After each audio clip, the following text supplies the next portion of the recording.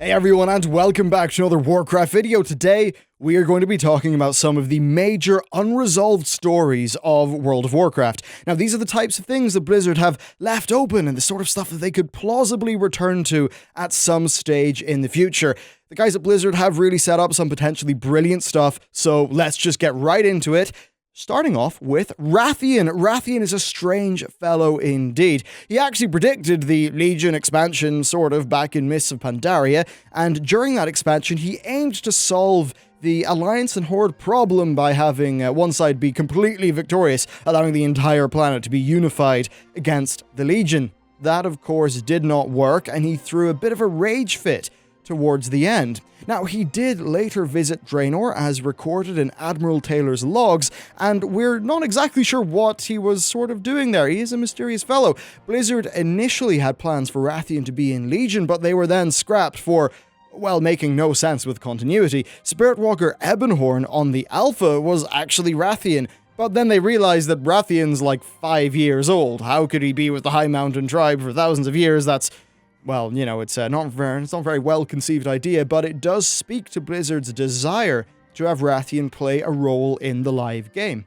Now, many suspect that we're going to be facing old gods in the next expansion and deal with Azeroth, the Titan World Soul, in more detail. So, Rathian could fit in really well here. He is the son of Deathwing, who was the Earth Warder, and this placed Deathwing closer to the World Soul and to the old gods than anyone else, and it of course did contribute to him falling to the whispers of the old gods, but it's a strong narrative link between father and son that links them to some potential future expansion topics. Rathian seems to have taken up his father's mantle as Earth Warder, and not officially, but he is primarily concerned with the survival of the planet. Look how little he cared about the individual lives of Lions and Horde people back in MoP. Now, they could retcon this to sort of make it seem like Rathian knows about the World Soul, and that's how much, that's why he cares so much. That would be a bit of a continuity error. Now, Rathian also did eat the Heart of Lich-King, which contained basically a part of the soul of Aman'Thul, which was originally absorbed by Raden and later stolen by Lich-King.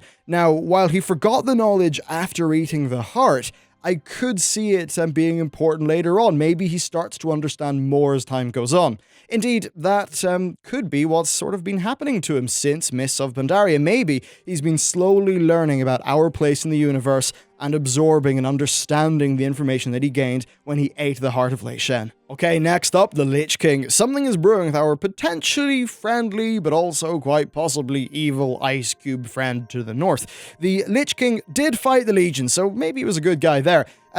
But, he also fought them in Warcraft 3, so it's no bloody surprise that he'd want to fight them now. Hell, Kil'jaeden had Illidan invade Northrend after the Lich King went rogue, so yeah, he sided with us against the Legion, but of course he would. It's in his own damn self-interest. But, who do we even mean when we say his or him?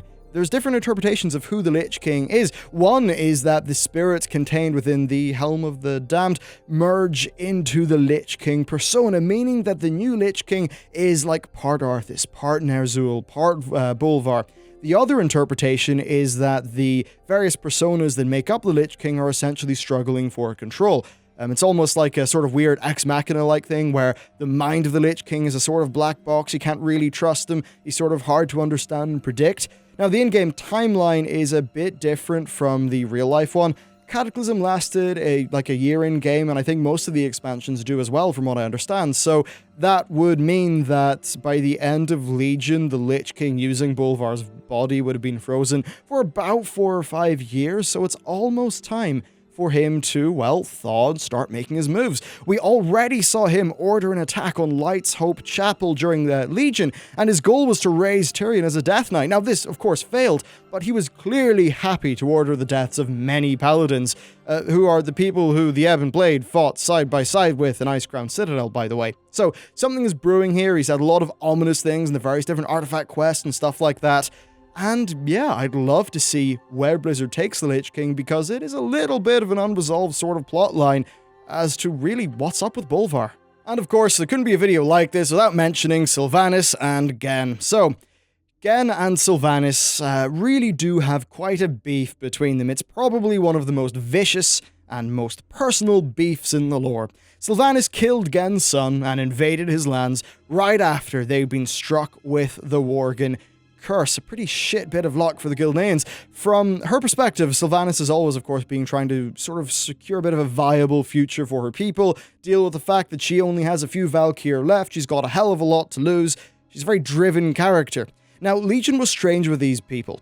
Gen came back as a main character, and he kind of served as Anduin's guiding hand during the early period of his reign. We don't really know what things are like with Gilneas, though. That plotline was essentially abandoned. From what I understand, the core landmass is under Alliance control, but there are some key locations and outskirts that are still contested by the Horde. Silvanus was then chosen as the war chief by Vol'jin in a move which was fairly out of left field. As Vol'jin said himself, she'd be just about the last person you would expect to get that role. Now, after the disaster of the Broken Shore, Silvanus sends the fleet to Stormheim. And while the Horde does have business there, she of course has her personal mission. She needs to find a way to get new Valkyr and see what can be done to secure both the future of her people, but also her own life. So she ended up striking a bargain with Helya. She eventually got the lamp, but her attempts to subdue Aer were, of course, foiled by a very angry and contoured Gen. He smashed it, denied Silvanus of really what she came there for, and one of the ways that she could have potentially secured a future for her people. So the story pretty much stopped there, though. Silvanus gripped her bow really tight and Gen hobbled off. And that was kind of it. As is often the case, they just didn't really resolve this story. We don't know where it went. Silvanus didn't get what she came there for, and oddly, her arc did not live up to the Legion marketing. The teaser site said that she would have to choose between herself and her people, and that did not really happen. I assume that at one point they had planned to maybe carry that story a little bit further, but it kind of got cut short. I think it's a pity, though, because, well, we never really got a resolution to the overall story here, and it's not really clear what the fallout's been. Silvanus has the potential to be one of Blizzard's best characters if they treat her right and really commit to executing a full story with her. She's grasping with some sort of questions which are actually interesting. You know, there's stuff about one's place in the world, things like that. It would be a shame if Blizzard dropped it. And while we're talking about Alliance and Horde figures, well, it's time for Jaina, everyone's favorite Dreadlord. Probably not, but still, I think Jaina is an interesting character. She's one of the few people who's really been an active lore figure since Warcraft 3.